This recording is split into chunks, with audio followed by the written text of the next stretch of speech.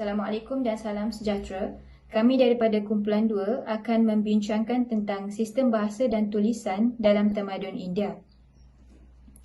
Tamadun India sebenarnya mempunyai lebih kurang 325 bahasa dan 750 logat, yang mana hanya 14 bahasa sahaja diperakui oleh Perlembagaan India. Antara 14 bahasa yang diperakui oleh Perlembagaan India ialah bahasa Telugu, bahasa Tamil, bahasa Hindi dan bahasa Urdu. Walau bagaimanapun, bahasa-bahasa ini terbahagi kepada dua rumpun. Yang pertama, bahasa Indo-Arya dan yang kedua, bahasa Dravida. Bahasa Indo-Arya. Bentuk asli kepada bahasa Indo-Arya ialah bahasa Sanskrit.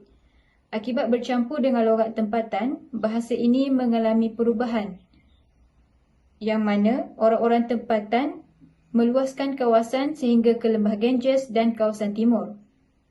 Pada tahun 800 sebelum Masihi, bahasa-bahasa ini mengalami perubahan dari segi fonologi dan morfologi. Kesan daripada itu, timbul logat-logat baharu seperti Pali, Prakrit dan Maudat.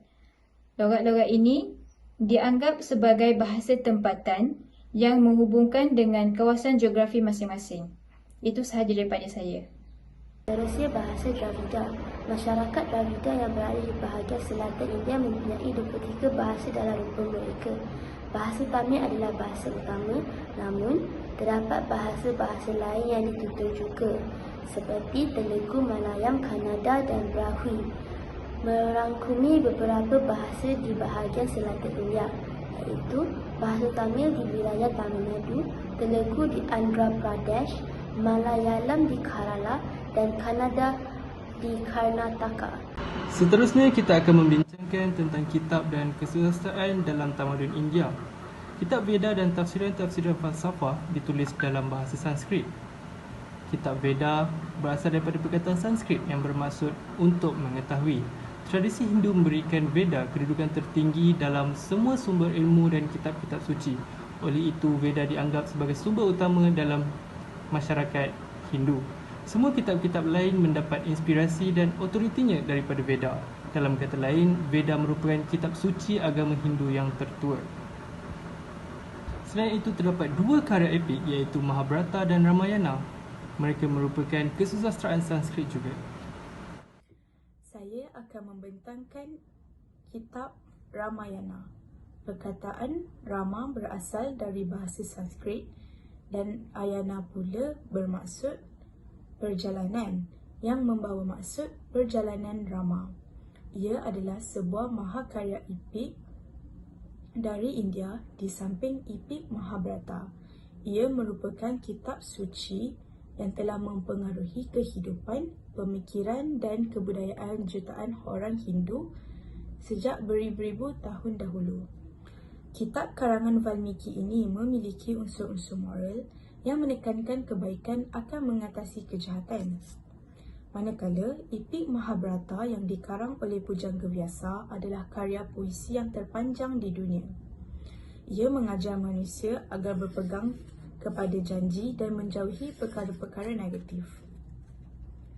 Akhir sekali, Bhagavad Gita yang terdiri daripada 700 ayat-ayat suci adalah sebahagian epik Mahabharata yang mengandungi ajaran agama dalam bentuk falsafah yang menekankan perkara-perkara seperti: pertama, melaksanakan tanggungjawab tanpa pengharapan dan balasan; kedua, menyerah diri kepada Tuhan dan mendisiplinkan rohani serta jasmani; akhir sekali, mengawal nafsu, kemarahan, haloba, sifat dengki dan sebagainya. Seterusnya, kesusastraan Sangam. Kesusastraan Sangam merupakan kesusastraan Tamil terawal. Kesusastraan Sangam mempunyai dua koleksi iaitu Itotokai dan Patu-Patu. Itotokai merujuk kepada antologi 8 buah teks yang temanya terdiri pada akam iaitu dalaman ataupun batin dan puram iaitu luaran ataupun zahir.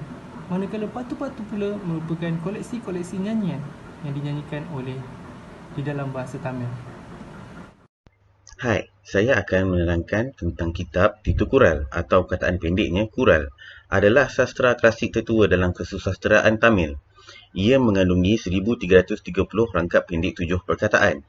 Dibahagikan kepada 3 buku yang memberi pengajaran aforistik seperti kebajikan, haram, kekayaan, porul dan cinta, imbang. Penulisnya bernama Valuvar atau boleh juga dikenali sebagai Thiru Valuvar. Kural juga mempunyai nama lain seperti Tamil Veda atau The Divine Book.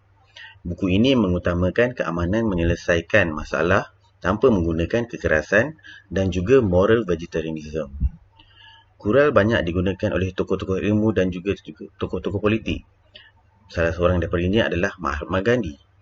Ia juga adalah sumber inspirasi dalam pemerintahan agar pemerintah yang mempraktikannya menjadi adil dan bijaksana.